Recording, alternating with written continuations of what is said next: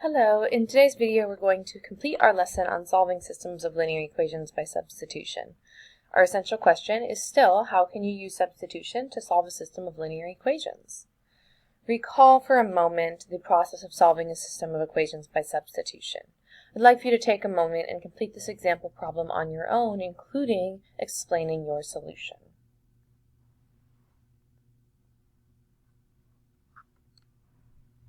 To solve by substitution, all we are doing is making sure that we have one variable that is isolated, and then in our other equation we are going to replace that variable with what we know it equals. So instead of x, I'm going to write negative 2y plus 10. So I have 2 times x minus 2y equals negative 16. It is very important that I put my x in parentheses, and then whatever I am replacing x with goes inside. So I'm replacing x with the negative 2y plus 10. From here I go ahead and distribute and solve. So negative 4y plus 20 minus 2y is equal to negative 16. On the left I can combine like terms, so I combine my negative 4 and my negative 2y to give me negative 6y is plus 20 is equal to negative 16. I subtract my 20 on both sides. So then I have negative 6y is equal to negative 36, and divide both sides by negative 6 to finally get y by itself, so y is equal to 6. Great, I found y, but I need both x and y, so I'm going to go back to my initial system of equations, and I am going to plug y in to solve for x. I can either plug it into my first equation to solve for my first x, or I can plug it into my second equation and solve for my second x. I think it will be a little bit more straightforward if I go ahead and use this first equation, so that's what I'm going to do.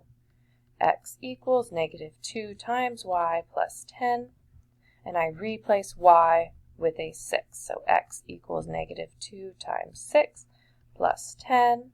X equals negative 12 plus 10, which means that x is equal to negative 2.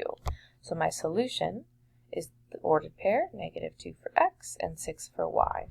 This solution represents the point where the two lines, if we were to graph our system of equations, we would get two lines, and this point, negative 2, 6, is the point where the two lines intersect.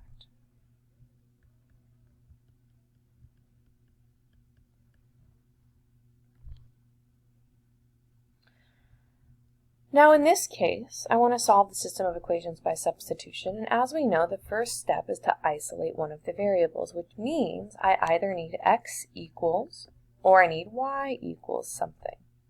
So looking at my system in question 1, I've got x plus 7y equals negative 19, so x nor y is alone. Here in the second equation, negative x minus 2y is equal to 4, so neither x nor y is alone. So what I need to do is figure out how to get x or y by itself. If I look at this first equation, if I simply get rid of my 7y, then x is going to be alone on that right-hand side. So I'm going to take this equation and I'm going to get x by itself. The reason I picked this is because this is a positive x with no number in front. Here I have a negative x, that's going to be a little bit more work. Here's a 7 with my y and a negative 2. All of those are going to be a little bit more work to get by themselves. So I pick the one that is positive with no number in front, and then I get rid of the other piece by adding or subtracting. So here I've got x now equals negative 19 minus 7y. So now at this point I can go ahead and ignore the first equation because I simply rewrote it to get a new version of it. And now I know what x equals. So now in my second equation, negative x minus 2y, I can replace it with what I know that x equals. X is actually negative 19 minus 7y. Now I have only y's and I can solve. So step 2, substitute, done. Step 3, we solve. Negative distributes to give me positive 19 and a positive 7y. Minus 2y is equal to 4. I can combine my y's to get 19 plus 5y is equal to 4. Subtract my 19. 5y is equal to negative 15. And dividing by 5, y is equal to negative 3. So step 3 is done. Step 4, we need to now substitute and solve for the other variable, or solve for x. So I now have 3 equations I can pick from. I can pick from equation 1, equation 2, or the new equation that I made. Now I think it will be easiest to plug y into this new equation to solve for x. So x equals negative 19 minus 7 times y. But we know that y is a negative 3. So x is equal to negative 19, negative 7 and negative 3 give me a positive 21, so x is 2. Which means if I graph my 2 lines, they cross at the point 2, negative 3. I'll walk you through one more, and then I'd like you to practice a couple on your own. So step 1, I'm going to isolate one of the variables. Here x has a negative in front, y has a negative 3 in front. In my second equation, x has a negative 4, but y doesn't have anything in front. So I'm going to go ahead and get this y by itself by simply adding 4x to both sides.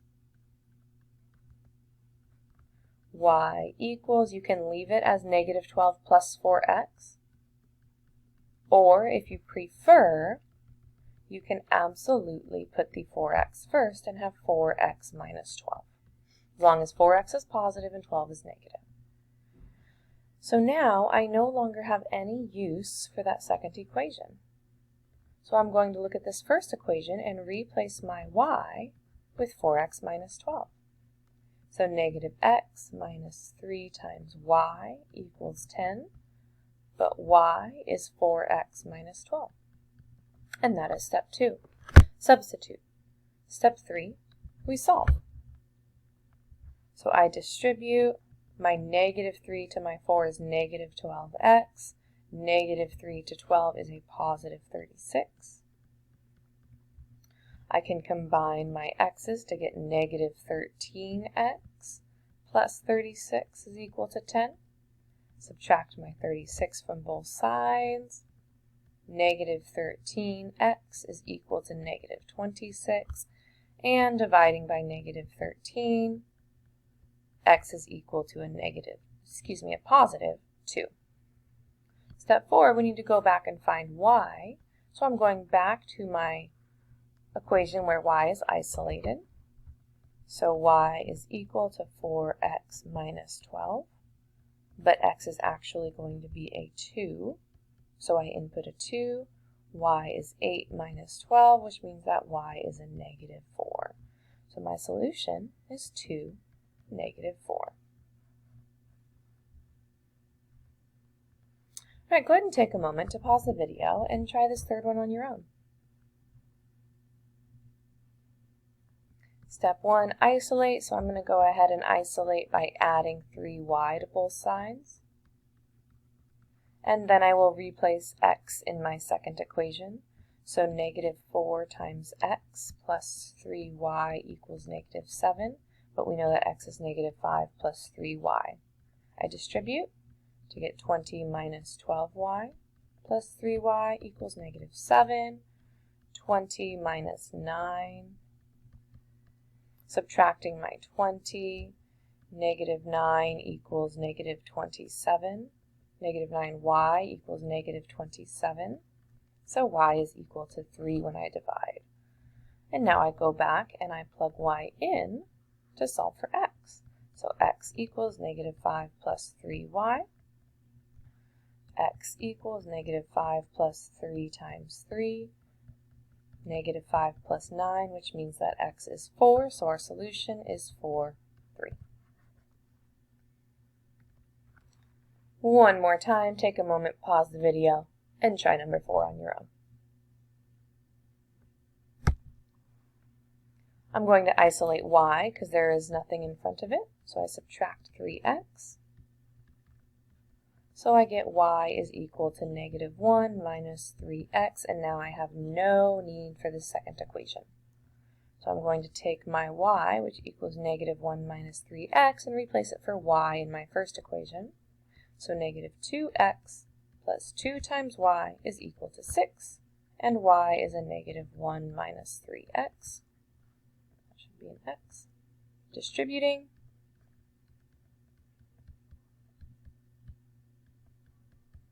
And combining like terms, I've got negative 8x minus 2 is equal to 6. I add 2. Negative 8x is equal to 8, which means that x is a negative 1. So I can go back in and use my y equals equation to solve for y. So y is negative 1 plus 3, which means that y is 2. So my solution is negative 1, 2.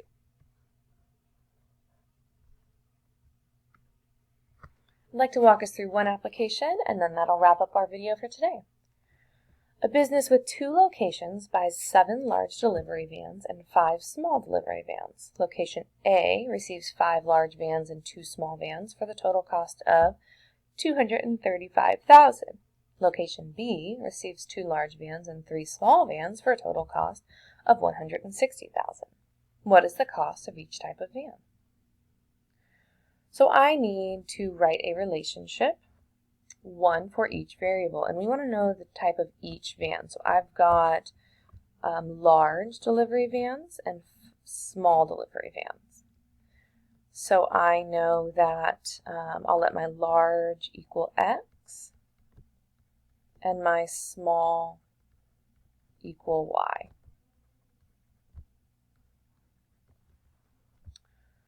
Okay, so I've got 7 large and 5 small. What we want to know is how much they cost.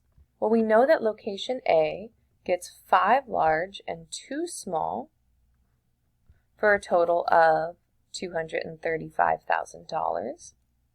So what I can say is that I've got 5 multiplied by the price for a large and 2 multiplied by the price for a small is going to give us that $235,000. If I keep reading, location B has 2 large and 3 small vans, and their total is $160,000.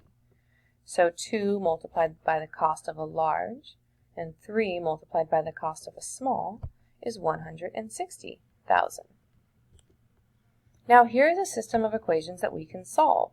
I've got one equation for each variable. I've got 2 variables, x, y, so 2 equations. Now in order to solve, we need to use either our method of graphing, which will be a little bit crazy with these large numbers, or our method of substitution. I'm not going to go all the way through solving this one, but I will give you the answer so that you can go ahead and practice solving on your own. Alright, that brings us to the end of our video today. Thanks so much for watching and have a great rest of your day.